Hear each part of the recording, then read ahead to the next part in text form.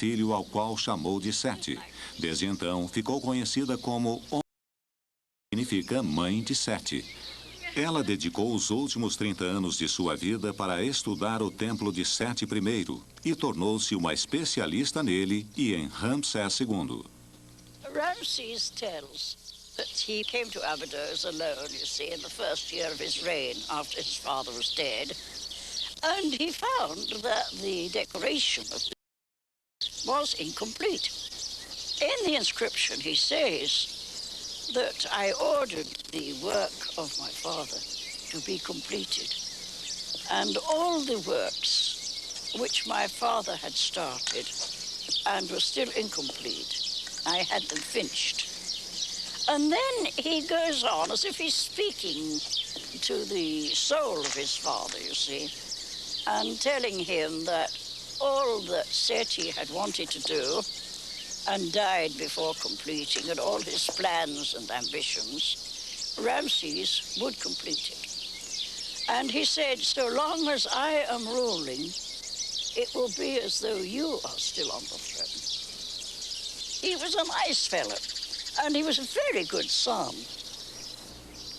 Quando Om-Seti chegou aqui representando o departamento egípcio de antiguidades, o templo estava em ruínas. Sua reconstrução tornou-se então sua paixão. They confronted me with a pile of fragments of inscribed stone. There were over 2,000. Some were very small, some were very big. My job was to copy the inscriptions on them, catalogue them, and where possible, fit them together.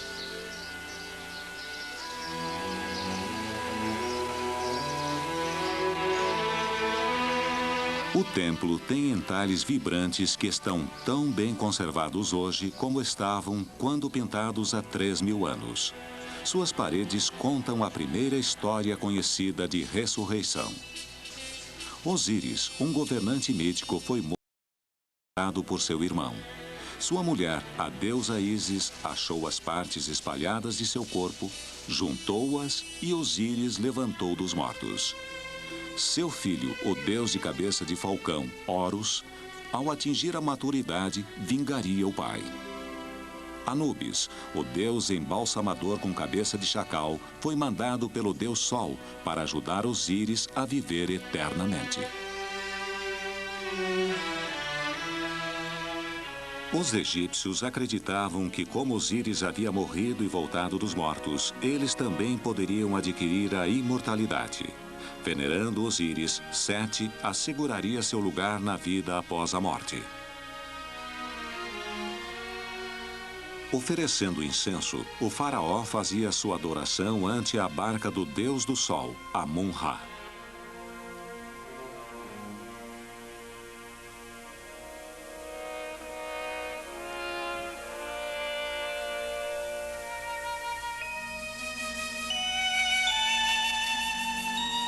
Assim como Sete oferecia pão, patos, figos e romãs para Ísis, Om-Seti segue as antigas crenças. Oh yes, every year at the great feast, and again on the birthday of the gods Osiris and Isis, I come here with offerings of wine, bread and incense. Oh, I love coming here. It's the place I really do feel at home.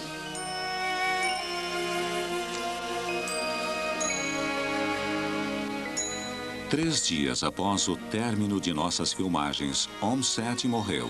Ela foi enterrada em Ábidos, a cidade egípcia da ressurreição.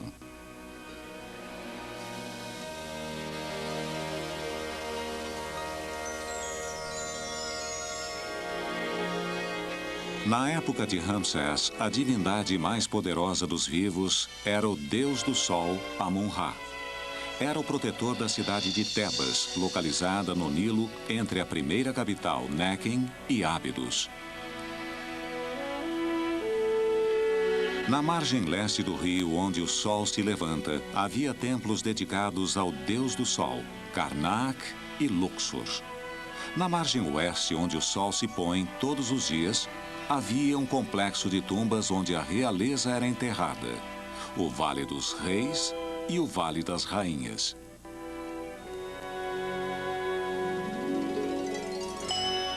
O poeta grego Homero imortalizou Tebas como a cidade dos 100 portões, pelos quais 400 heróis com seus cavalos e carruagens passam por cada um desses grandes portões.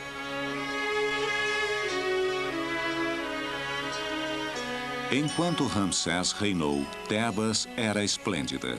Ordenou que belas adições fossem feitas ao templo de Luxor. Estátuas gigantescas, obeliscos e pátios dedicados à glória de Amun-Ra.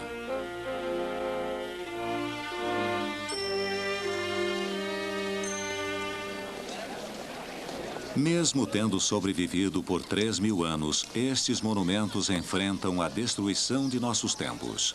Desde os efeitos do aumento da agricultura, da industrialização, da mudança das condições climáticas, em parte devidas à represa de Assuã, e até aos próprios turistas.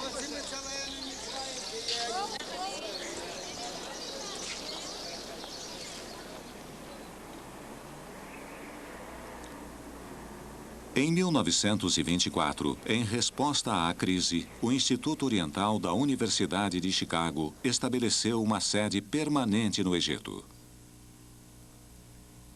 Chamada de Casa de Chicago, foi fundada pelo Dr. James Henry Breasted, pai da egiptologia americana, que planejou criar uma relação de todos os monumentos ameaçados de extinção do Antigo Egito. Hoje, a Casa de Chicago está sob a direção do Dr. Lenny Bell. Os estudiosos da Casa de Chicago fizeram um trabalho monumental chamado de levantamento epigráfico. Nos últimos 50 anos, o Instituto Oriental publicou uma série épica de volumes contendo os resultados do levantamento. Utilizando uma combinação engenhosa de fotografias e de desenhos, os egiptólogos da Casa de Chicago criaram desenhos facsímiles dos monumentos com superfícies entalhadas e pintadas. O único registro que restará quando os hieróglifos e as decorações tiverem desaparecido para sempre dos templos.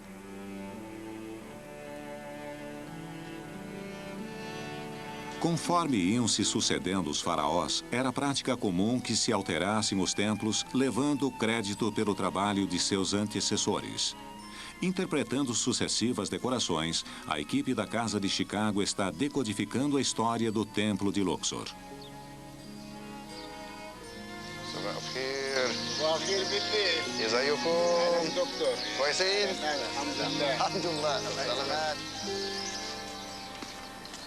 Conforme a glória do Egito faraônico desaparecia, as pessoas construíam casas dentro dos templos. Suas ruínas ficaram enterradas por cerca de 2.000 anos. Quando as escavações começaram há 100 anos, as paredes de pedra foram repentinamente expostas ao ar. Desde então, o sal, lixívias da pedra, somadas à umidade do ar, criaram cristais que se desprenderam, levando as imagens com eles. The salt on the walls makes our work urgent. The reliefs are being dissolved, so that within a period of 200 years, the temple will still stand, but all of the decorated surface will have flaked off.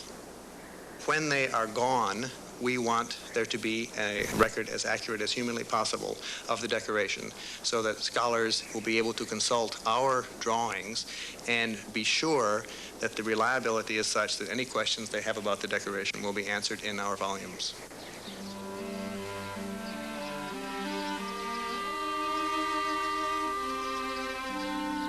Quando os deuses eram venerados aqui, grandes partes dos templos foram desmanchadas. Grandes blocos foram quebrados em menores partes para reutilizarem como material de construção. Milhares de blocos foram coletados após um período de 30 anos. A Casa de Chicago está conduzindo uma busca sistemática dos fragmentos para reconstruir uma seção chamada a Colunata Perdida.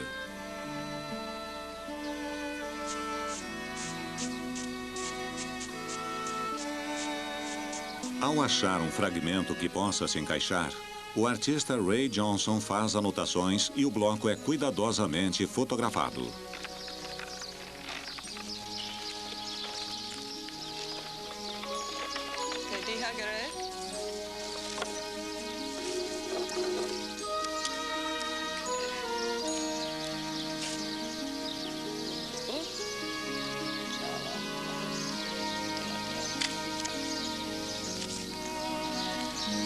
Um artista desenha e depois pinta as linhas da fotografia, fazendo correções e substituindo o que o tempo pode ter removido.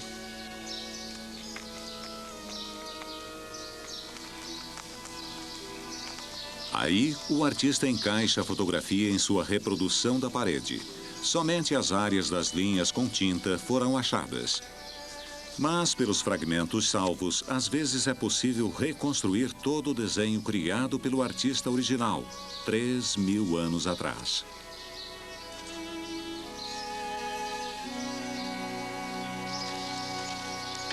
You support me going up, huh?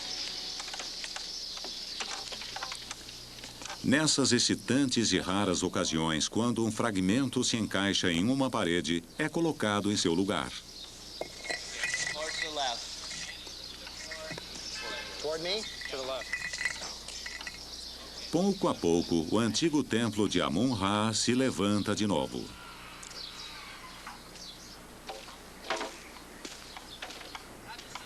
As investigações da Casa de Chicago revelaram que as colunas do templo de Luxor são o maior monumento construído de Tutankhamon. Para avaliar completamente sua história arquitetônica, as inscrições do topo da estrutura devem ser fotografadas. Escadas que alcançam 5 andares de altura foram montadas.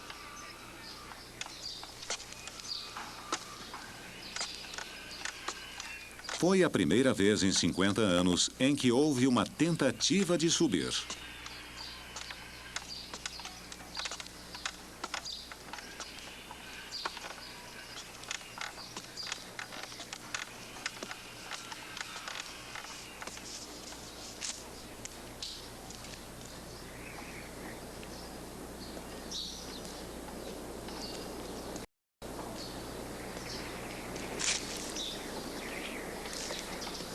Nas colunas de 21 metros de altura, o Dr. Bell estudou as técnicas usadas pelos artesãos da antiguidade. Aqui, inseriram blocos de madeira para estabilizar a estrutura onde se encaixavam. Havia aqui um teto que cobria as colunas. Ele caiu ou foi removido em algum momento antes de 1600 d.C. Seus fragmentos foram achados no chão do templo e identificados.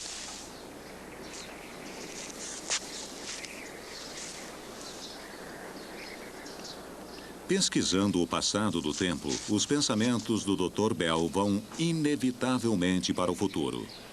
Paradoxalmente, as vibrações causadas pelos passos infindáveis dos turistas que visitam a cada ano e até o dióxido de carbono que exalam estão causando a erosão dos tesouros insubstituíveis que vieram apreciar.